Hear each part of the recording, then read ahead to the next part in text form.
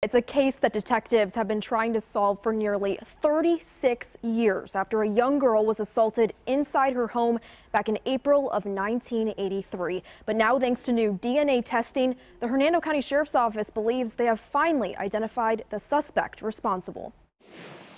For the Hernando County Sheriff's Office, it's been over 30 years of unanswered questions as they've searched for the man who raped a 12-year-old girl in her Ridge Manor home while holding her 9-year-old sister and 10-year-old friend at knife point. Instructed the 12-year-old that if she did not do exactly what he said, he was going to injure or kill one or both of the younger girls in the house. With DNA testing still in its early stages and little information on the suspect himself, the case eventually went cold. That's until detectives got their first major lead in the early 2000s. Detective Logan was just telling me he believes it was around 2005 when we got our first full DNA profile. But with no match in any database, detectives were again at a dead end until a new DNA test was recently performed using advanced technology to create a profile of the suspect. What that person we identified was William Lewis Nichols. He's a white male.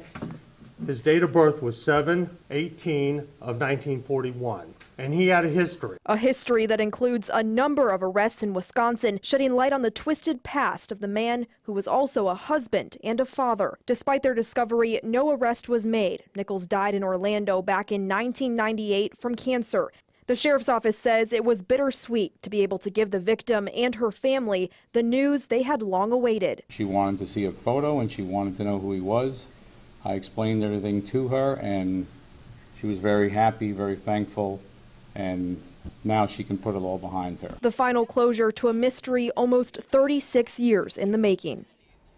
Now, the sheriff's office believes it's extremely likely that Nichols committed other rapes here in Florida that have not yet been solved. Their hope is that this new DNA evidence that led to a break in their case might also lead to answers and closure for other possible victims across the state.